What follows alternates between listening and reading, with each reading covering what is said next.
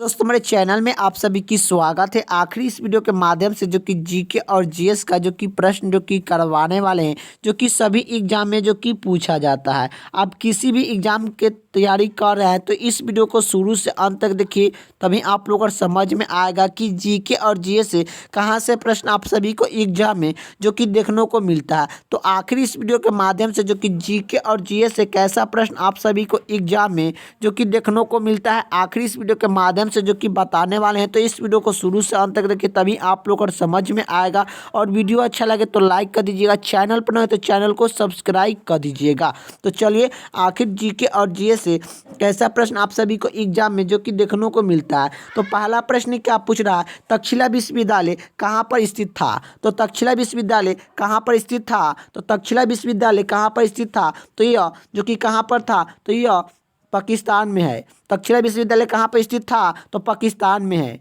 इसका right answer option जो कि सी हो जाएगा। अगले का प्रश्न की ओर चलते हैं।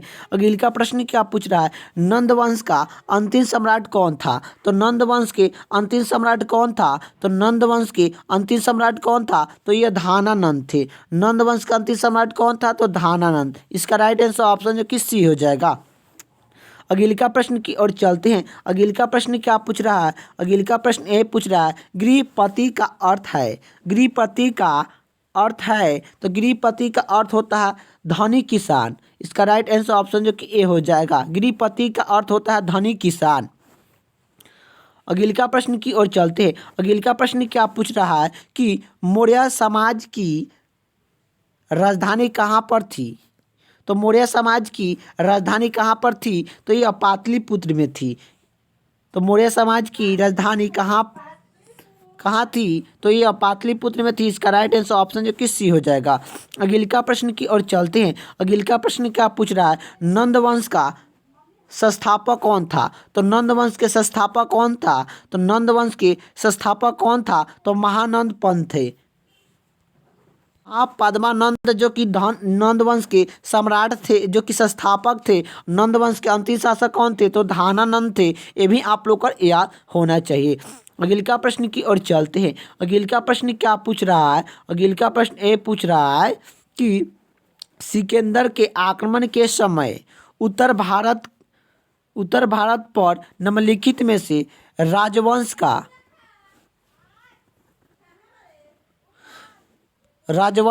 में एक शासक था।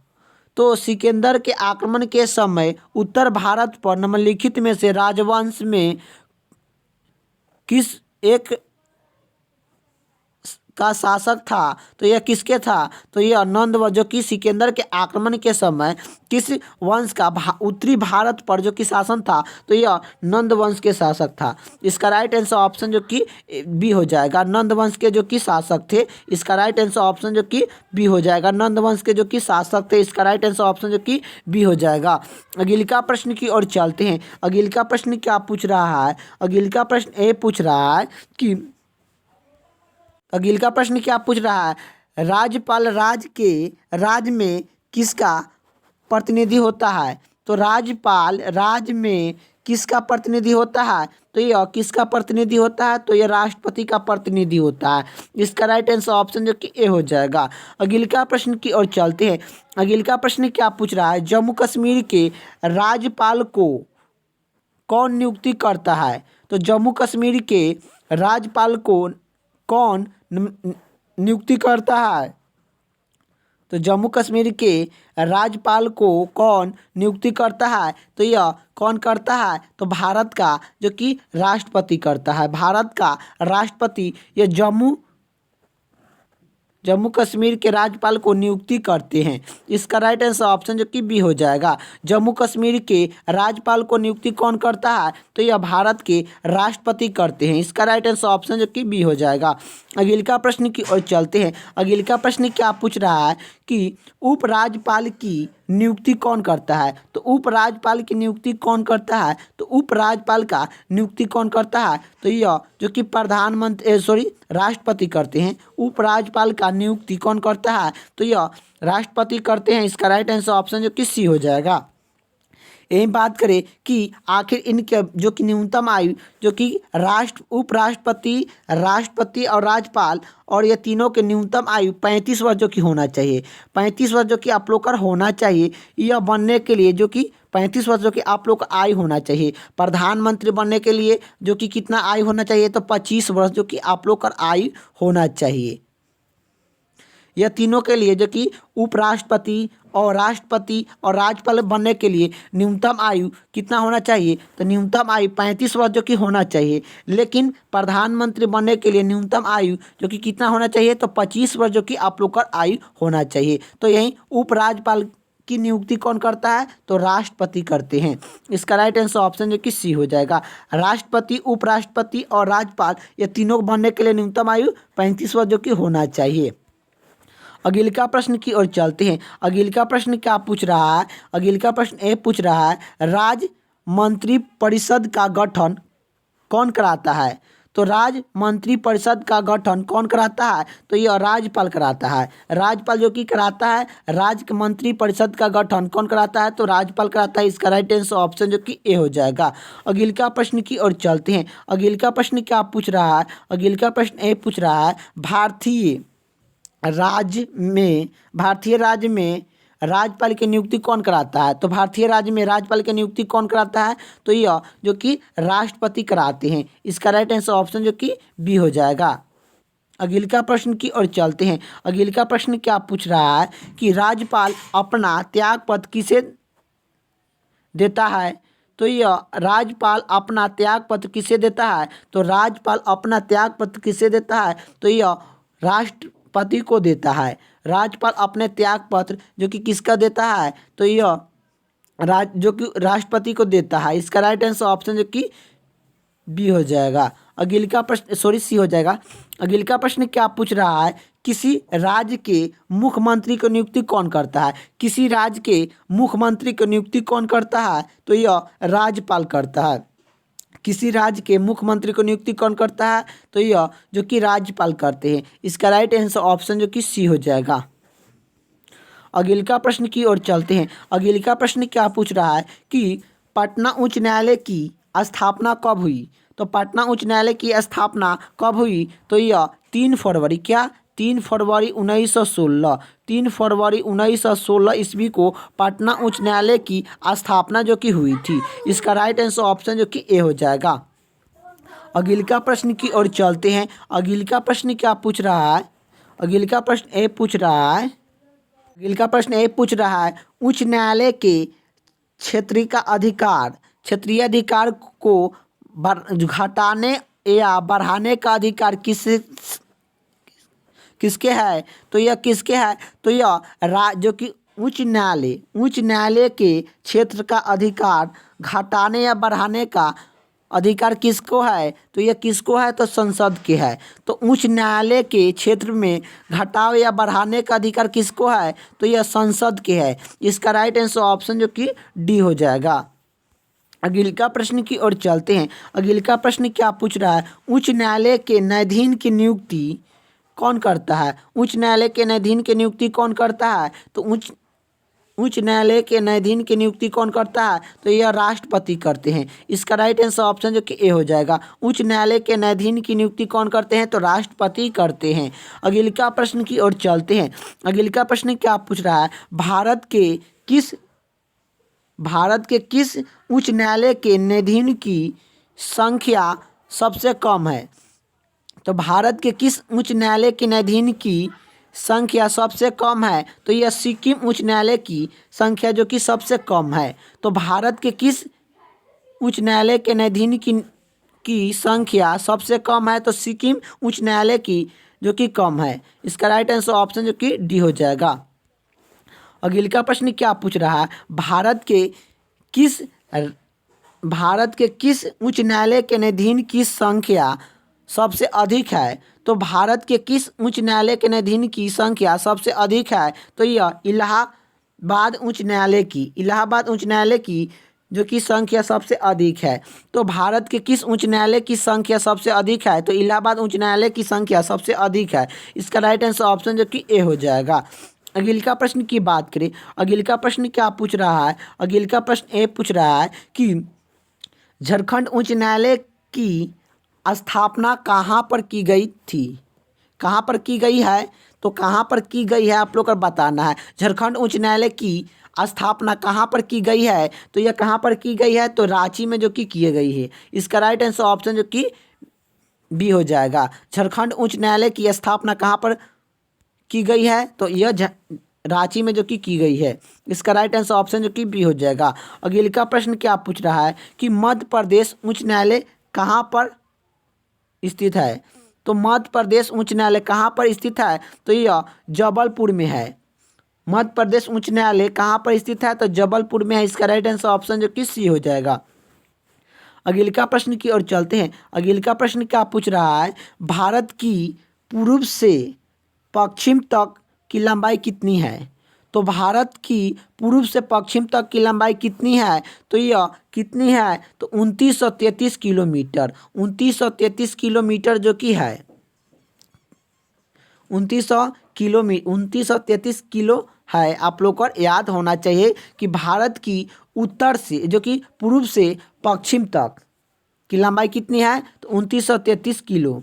और यही बात करें कि उत्तर से क्या, उत्तर से दक्षिण,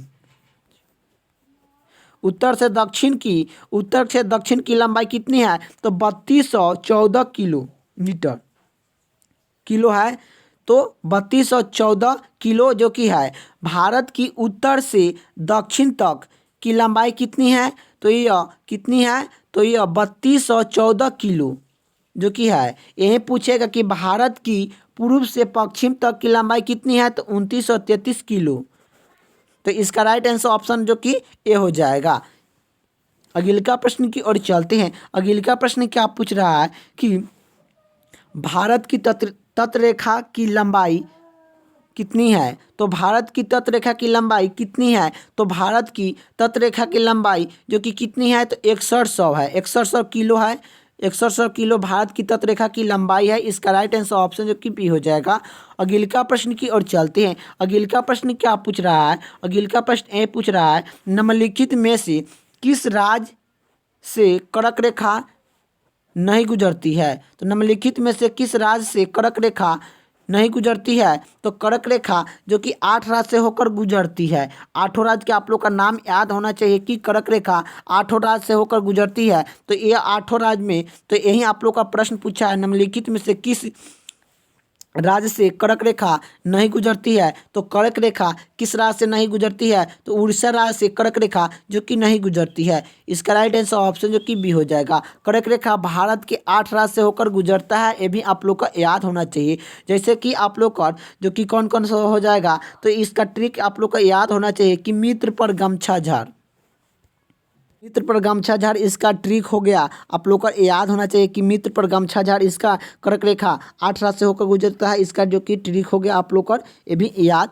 होना चाहिए। तो देखिए मी से मिजोरम, मिजोरम जो कि कर्क रेखा से होकर गुजरता है। ती से त्रिपुरम, त्रिपुरम जो कि राज्य जो कि कर्क रेखा से होकर गुजरता है। प से क्या हो गया, पश्चिम बंगाल, प से पश्चिम बंगाल, र से राजस्थान, ग से गुजरात, म से मध्य प्रदेश, छ से छत्तीसगढ़, झा से मतलब क्या होगा, झारखंड। तो 8 राज्य से होकर कर्क रेखा जो कि गुजरता है। लेकिन देखिए आप लोग का जो कि प से क्या हो गया, पश्चिम बंगाल, इसमें जो कि पश्चिम बंगाल दिया गया है, तो पश्चिम राज्य से कर्क रेखा जो कि गुजरता है। और जो कि ग से क्या हो गया, तो गुजरात, ग से गुजरात बोले हैं, तो यह जो कि गुजरात से भी कर्क रेखा जो कि गुजरता है। र से का बोले हैं कि राजस्थान, राजस्थान भी कर्क रेखा से होकर गुजरता है। लेकिन यह जो कि आप लोग का पश्चिम बंगाल और जो कि गुजरात, राजस्थान कर्क रेखा से जो कि गुजरता है, लेकिन यह उड़ीसा कर्क रेखा से जो कि नहीं गुजरता है। तो यही आप लोग का प्रश्न पूछा है निम्नलिखित में से किस राज्य से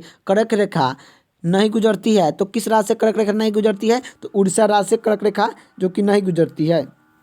इसका राइट आंसर ऑप्शन जो कि बी हो जाएगा। अगला प्रश्न की ओर चलते हैं। अगला प्रश्न क्या पूछ रहा है, भारत का वह राज्य जिससे कर्क रेखा गुजरता है, कौन गुजरता है, तो यह आप लोग का बताना है। भारत का वह राज्य जिससे कर्क रेखा होकर गुजरता है, तो यह कौन सा राज्य है, तो गुजरने वाला कौन सा राज्य है आप लोग को बताना है। तो कर्क रेखा जो कि किन किन राज्य से होकर गुजरता है आप लोग को बताए हैं ऊपरे ही कि आखिर जो कि झारखंड भी कर्क रेखा से राज्य से होकर जो कि गुजरता है। तो भारत का हुआ कौन सा राज्य है जिससे कर्क रेखा होकर गुजरता है, तो कर्क रेखा झारखंड से होकर जो कि कर्क रेखा गुजरता है। इसका राइट आंसर ऑप्शन जो कि सी हो जाएगा। अगला प्रश्न की ओर चलते हैं। अगला प्रश्न क्या पूछ रहा है, अगला प्रश्न ये पूछ रहा है कि भारत का दक्षिणी बिंदु कौन सा है। तो भारत का दक्षिणी बिंदु कौन सा है, तो भारत का दक्षिणतम बिंदु कौन सा है, तो इंदिरा पॉइंट है। इंदिरा पॉइंट जो कि भारत का दक्षिणतम बिंदु है। और जो कि भारत का उत्तरी बिंदु का जो कि बिंदु कौन है, तो भारत का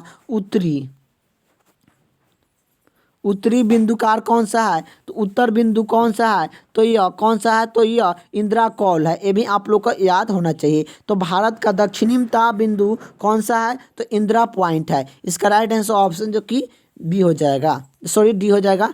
अगला प्रश्न की ओर चलते हैं। अगला प्रश्न क्या पूछ रहा है कि किस भारतीय राज्य की सीमा सार्वधानिक राज्य की सीमा को संपर्क करता है। तो किस भारतीय राज्य की सीमा सार्वधानिक राज्य की सीमा की संपर्क करता है, तो यह किसकी करता है, तो उत्तर प्रदेश की जो कि सबसे ज़्यादा जो कि संपर्क करता है। तो किस भारतीय राज्य की सीमा सार्वधानिक राज्य की सीमा को संपर्क करता है, तो उत्तर प्रदेश की।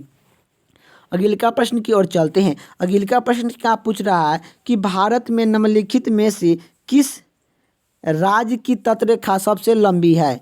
तो भारत में निम्नलिखित में से किस राज्य की तटरेखा सबसे लंबी है, तो गुजरात की राज्य जो कि तटरेखा जो कि सबसे लंबी है। तो भारत के किस राज्य की तटरेखा सबसे लंबी है, तो गुजरात राज्य की तटरेखा सबसे लंबी है। इसका राइट आंसर ऑप्शन जो कि ए हो जाएगा। अगला प्रश्न की ओर चलते हैं। अगला प्रश्न क्या पूछ रहा है, निम्नलिखित में से भारतीय राज्य में से किसे कर्क रेखा नहीं गुजरता है। तो निम्नलिखित में से किसे भारतीय राज्य से कर्क रेखा जो कि नहीं गुजरता है, तो कर्क रेखा किस राज्य से नहीं होकर गुजरता है, तो कर्क रेखा जो कि किस राज्य से जो कि नहीं होकर गुजरता है आप लोग को बताना है। जो कि किस राज्य से जो कि नहीं गुजरता है, यह जो कि गुजरात राज्य से, सॉरी उत्तर प्रदेश से कर्क रेखा जो कि नहीं गुजरता है। लेकिन झारखंड, मध्य प्रदेश और गुजरात से कर्क रेखा जो कि गुजरता है, लेकिन उत्तर प्रदेश से जो कि नहीं कर्क रेखा गुजरता है। इसका राइट आंसर ऑप्शन जो कि बी हो जाएगा। तो आखिर आप लोग का जो कि वीडियो कैसा लगा कमेंट बॉक्स में बताइएगा। वीडियो अच्छा लगे तो लाइक कर दीजिएगा, चैनल पर नहीं तो चैनल को सब्सक्राइब कर दीजिएगा। जय हिंद, जय भारत।